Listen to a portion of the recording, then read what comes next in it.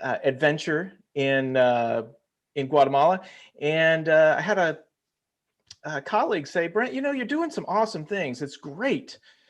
However, man, you really need to start looking at the digital stuff because it's going to scale a lot better than what you're currently doing. So that, coupled with a couple of statistics that really hit me hard. The World Health Organization says that 0.7% of any given population has an amputation. So where I go in Guatemala, there's a population of roughly 15 million people.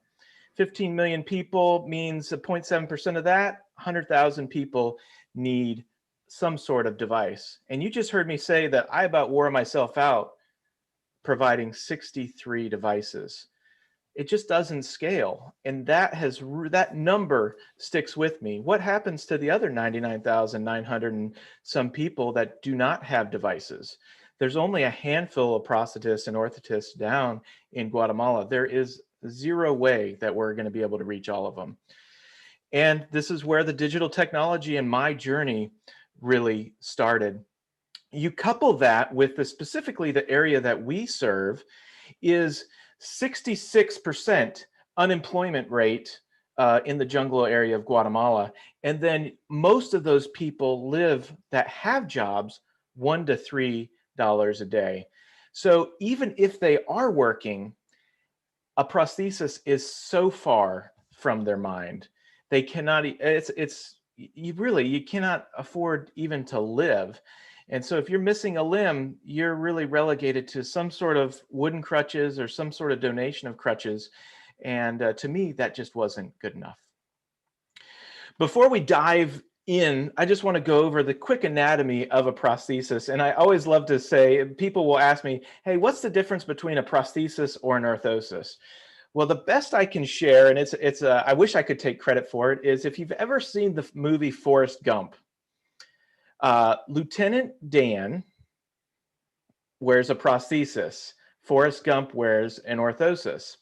So a prosthesis replaces something that somebody is missing, where an orthosis actually is a brace that supports somebody's leg. They are not missing anything.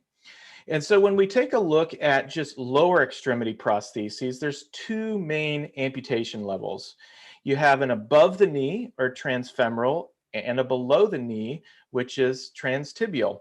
And really the only difference is, and you can see from this picture, is the knee joint. So you still have a socket, you have a pylon and a foot, but if you're missing your knee, you definitely need a knee joint. And now we're just going to quickly touch on upper extremity. There's two main upper extremity kind of categories. The first one is a transradial, or a below elbow, and that's on the left side. And on the right side, you have a transhumeral, or an above elbow. And the only real difference is the above elbow has an elbow joint. Traditionally, prostheses are made via a casting system. And this is where I'm very interested in hearing from Jordy, because they have a fully automated digital workflow. And that's something that we're definitely working towards and doing a pretty good job of. But you have a cast similar to what you see on the very left-hand side of this picture. Typically, it's either fiberglass or plaster Paris. And then in the middle, you see the cast off the patient. And then on the right side, you see this heavy plaster Paris mold that we have to deal with. And some of these molds are, 30 pounds, maybe even more than that. How cool would it be to be able to do that fully digital?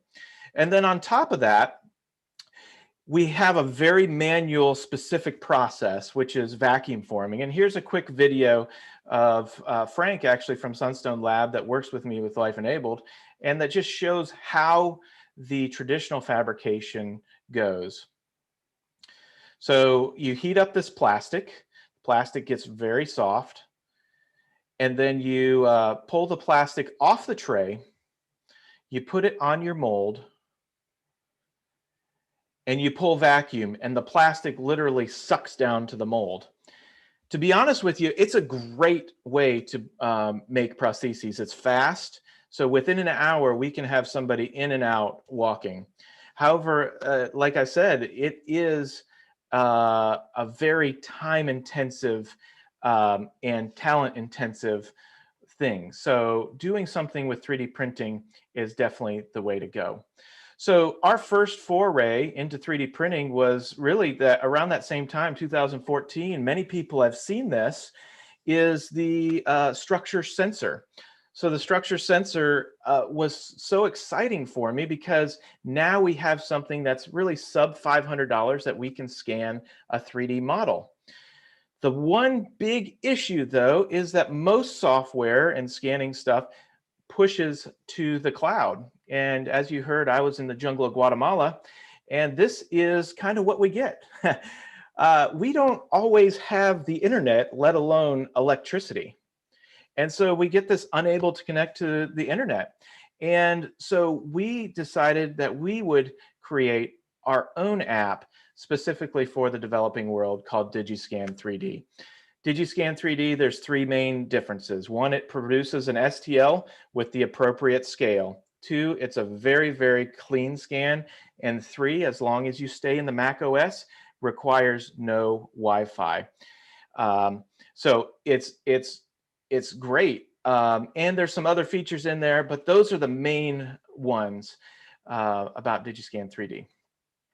So a lot of people ask me, hey, Brent, how accurate is that scanner with the occipital scanner? And I always say, hey, it's accurate enough for what I do for the prosthesis. And here's a finger prosthesis for a guitar player. And I'm going to just share this video and hopefully the audio comes through.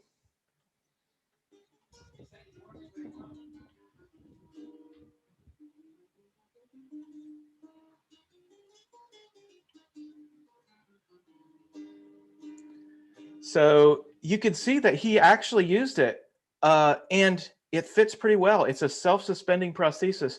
So if DigiScan 3D or any occipital product, if that scanner works for fit a finger, it's definitely going to work to fit a prosthesis. And I just want to end with a few stories here. I love pictures. Pictures tell really a whole bunch of stories. And on the very right side, and then in the top left, you see a young lady. Her name is Veronica. Veronica was one of my very first upper extremity patients in the Patina, Guatemala. I don't want to get all into her story, but suffice it to say, she lost her arm defending herself when somebody was attacking with a machete. And she came to me very, very depressed. She actually wouldn't even look me in the eye. And we said, I think we can make you something. But one of the things that's very interesting, if you traditionally fabricate upper extremity prostheses, it's very, very tough and can be very expensive. And so 3D printing allowed me to really drive the cost down and make it make sense for upper extremity. The other picture here in the middle is Julia, and then on the left side is Julia, a little bit younger. And that's one of the things that I love about Life Enabled is that we will follow these patients year by year as they grow. And you can see that first we started off with a passive prosthesis, and now she actually has a terminal device that she can use. And then the bottom right-hand corner or bottom left-hand corner is a young man that lost his arm in a terrible truck accident. It actually yanked his arm right out. So, but we were able to make something, a device, very cost effective, something that he could use. I know people love pets, and here is a little puppy, Haley, that we did a prosthesis for. She was having an issue with some shoulder subluxation because she only had one front paw. And so here she is, something that we couldn't do with traditional fabrication, something, it's weighed like about 100 grams. And you can see this is the first or second day. I mean, she's really using it, and they're doing such a good job with that. And this is the last video, actually. This is a young lady. She was born without both of her arms. And so her main thing was she wanted to be able to put feed herself because she hadn't been able to do that, missing both arms from birth. And then also do her hair and put on makeup. So here you go. and she's a character. So these are terminal devices that we actually printed in the jungle of Guatemala with our printers. So she's going to stick her tongue out there. But here she is putting on her makeup.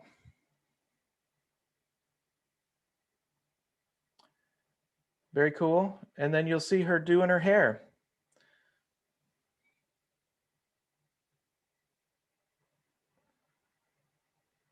So all with a terminal device, and literally this was jungle engineering. We could have used you, Jordan, for sure. That would have been awesome. So what I'd love to leave with you, though, is the idea of collaboration. The biggest thing, and I know we've got a wide variety of people. We have orthotists and prosthetists, engineers, designers, all that. The biggest thing that I can see in the orthotic and prosthetic space is the need for collaboration. It just is so important to collaborate with your fellow clinicians. The clinical aspect is what makes the outcome possible. I always say sometimes you can get lucky a couple times, but having a clinician involved allows you to be luckier more often. And those patient outcomes are super, super important. So Jordan, I'm going to let you take it from here. And I really appreciate the time. And I think we're going to be asking some questions, but I'm not sure. Yeah, no problem. That was amazing, Brent. Thank you. It looks truly fulfilling to be able to do that work. I guess the only question, so there's one question for you.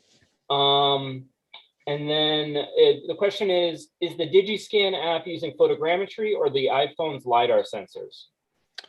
So it's actually based off the structured.io sensor. So it's a structured light type of deal, not structured light. Oh, it's escaping me now, but it's a hardware piece that attaches to the iPad or the iPhone. That's the occipital, right? Yep, occipital. Yeah. It looks like someone in the chat is saying that they're doing very similar work with 3D Sierra Leone, and they are curious what your plans are for the future and if there's any areas of common interest that you could explore. Sure. Yeah.